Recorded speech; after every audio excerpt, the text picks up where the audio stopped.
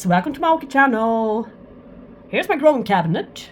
Today I cleaned it all thoroughly, even the walls, inside glass walls. Oh yeah, checked each and every plant, dip watered and fertilized the mounts, hanging there. The Dracula Vampira didn't open up her bud. It blasted, of course. But I thought she was a little bit doomed. She had a couple of brown or black leaves which fell off, but look there.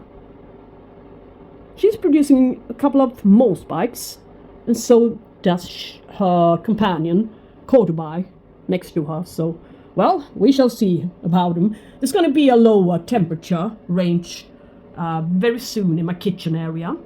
It's going to go down as low as to around 17-18 degrees for a while. I'm not going to switch on the heating elements. So, yeah, I did that last year. And it encouraged the plain green leaf Paphiopedilums to start spiking. So, just for a short bit, maybe 1-2 months time. Yes. But, yeah, you can see my Dendrobium fimbriatum. She's hanging there. Let us take a little look at her. Look! Can you see? Loads of new roots from her recently produced new shoot there. So, yeah. And over there, you can see the Dendrobium Victoria Reginae. 2 varieties I got. One, the Japan selection, and the other one. So I'm gonna give them quite soon a shorter winter rest, or maybe I will wait a bit, since you can see here she's still producing and still growing, but a little bit more light wouldn't hurt. So I move them away from the shaded area, and soon they're gonna have their winter rest period in this particular area with bright light. But yeah, as she's still growing, I will have to wait a bit to reduce watering and fertilizing. Yes. So, Dendrobiums, they're never grown, they never bloomed well here, but I don't think I ever gave them the correct winter rest. And I also had a lot of problems with thrips and spider mites on the leaves. So, yeah, look at this one, Sullivansiensis. You can read on the internet that she needs a winter rest. It worked anyway. Not a severe one. Not a total winter rest, but a little bit drier at least. But no drop in temperatures needed for it to produce buds here, which you can read about on Google. So it's not always right, the information you can gather. That's why I just had to get a couple of more Dendrobium orchids. So I placed an order at the Orchids and More, an orchid nursery from Germany that I like very much. They have a very nice selection of plants, kind of rare plants. Yeah, I like the selection.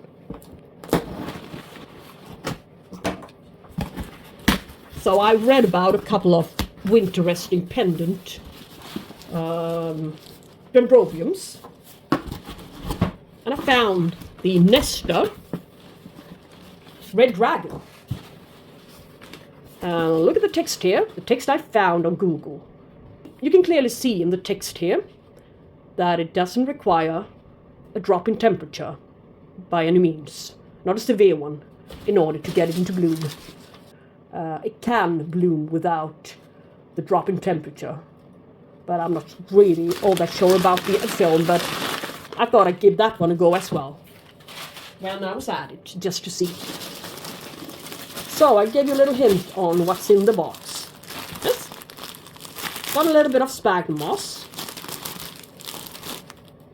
Quite cheap, I'd say. Around €3 for this. Yeah, that's kind of alright. Long strands. And the famous Muscherkolk, 500 grams. And this beautiful box as well. I didn't get so many orchids this time. Not the amount you've been seeing me unboxing before. Yeah, this is my third Dendrobium Hehe, winter rester. Will it work? But anyway, Dendrobium Jenkinsii. 1 year to flowering size. Well, maybe. I'm not sure. Never had this gorgeous one before. I only seen it at Roger's Orchids channel. And yeah, it has got a lovely plant. A well-grown species. But I thought I'd give it a shot and think if it would like it in the cabinet for a while. And I will apply the winter rest and bright light conditions and humidity. So maybe we can meet halfway. Jenkinsii.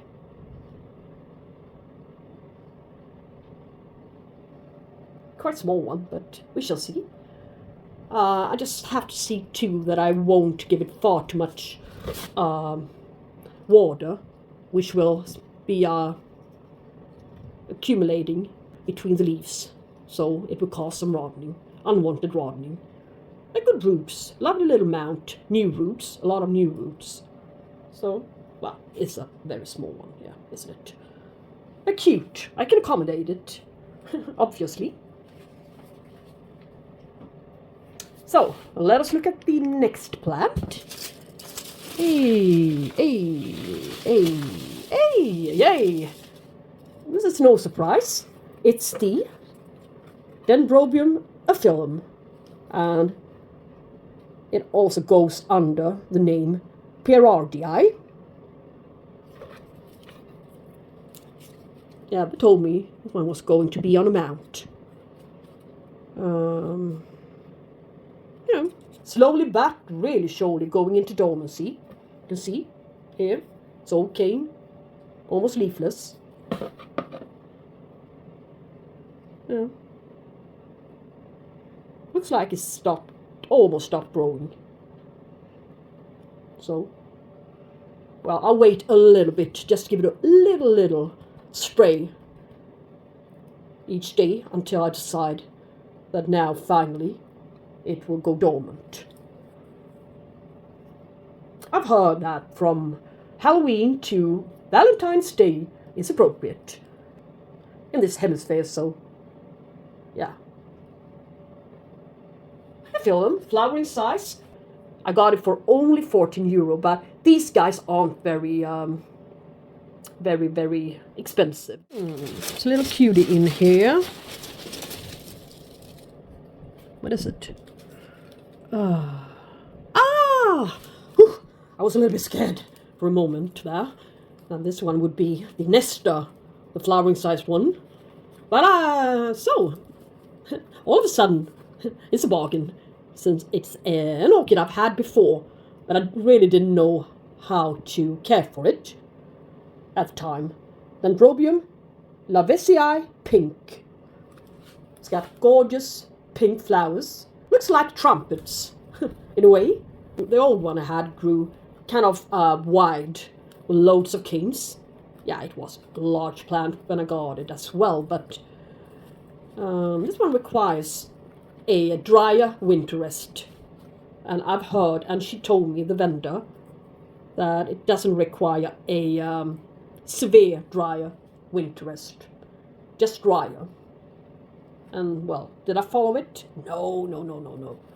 I just kept on watering it, found some good information, faulty information on Google, and followed the information I thought was most suitable for my time, my precious time, and my conditions. Boy, was I wrong. But, I do see stuff. I think she had about 2 years, or was it 3 years? Around 2 years to flowering size, this Lawesii. So how come she's already in bud? Hey, that's great. So, well, I think this is going to be a cabinet orchid. Good thing she's sitting in a pot. I like that. So she needs and requires a lot of humidity. I noticed. I think that was one of the main reasons I failed with my previous one. And that I overwatered it, of course. Since I read that it didn't need any winter rest at all. Yay.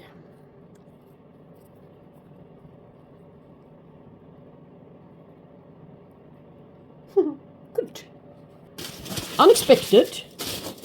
So, let us look at something funny as well. Yeah, you recognize this one as a Cattleya, I believe. Very healthy one. But of course, the algae. It's covered sides on the inside of the pot, like usual. But anyway, it proves that it's been given quite good light. Laelia Purpurata, Sanguinea, Rhineblood. But I've looked at this one so many times now. But I've never gotten it since it has many years to flowering size, and I really didn't want a seedling plant all that much. But this one is on its way, so around 2 years to flowering size. Another Purpurata. Look at its flowers, and you will be amazed. It's a very good one. Yes. Stable new growth. Yes. Substantial. That's great. We'll take a closer look at all of the plants I've got today in the repot or not repot session video, which will be followed up after this video, of course, as always. So, yeah. Now, let's continue. Now I suddenly regret I didn't get more orchids, but I simply do not have the space for them anymore. This is just about it. So I will need to, probably need to downsize a bit in order to make some room for some new orchids. Yay! Cattleytonia, why not? Yeah, why not, I thought. A red, lovely flowered orchid with a yellow center. This one has got many good traits. And yeah.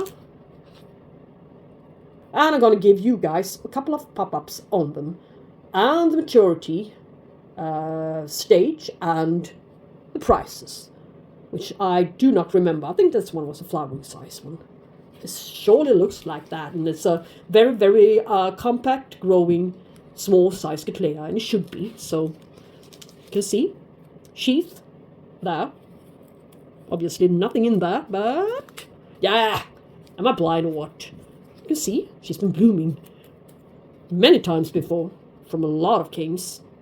So maybe this one is a blind sheath. Or there will be flowers before long. I hope. Yeah. Perfect size Cattleya. Isn't she? Why not? Yay. Best name. The guy who came up with that name should be given a medal. Yay. It's another Cattleya. I had this one before, this variety. Exactly the same size. So now I'm getting very, very satisfied with this order. Laelia Purpurata variation. Workhousery. Okay, anyway, I think this particular one's flowers are very, very nice. Nicely shaped. Kind of different from regular, shall we say, standard form Cattleya Purpurata blooms, I think. Just want to see to that. I do not receive anything unwanted in here. But a lovely new growth. This growth has produced a blind, a new sheath, but I think it's going to be a blind one. It's not a good growth, so it's not going to have the energy and strength to produce any flowers. But she's on her way. So I added on a couple to my Purpurata collection. Yes, I really did. They bloom very well in here on a regular basis. So easy growers for me. And the light sources I'm providing seems to be quite beneficial and enough. So why not expand what's working and reduce what's not. Not much left. Wow. Man. Yay. Yay. It's a good one, I think.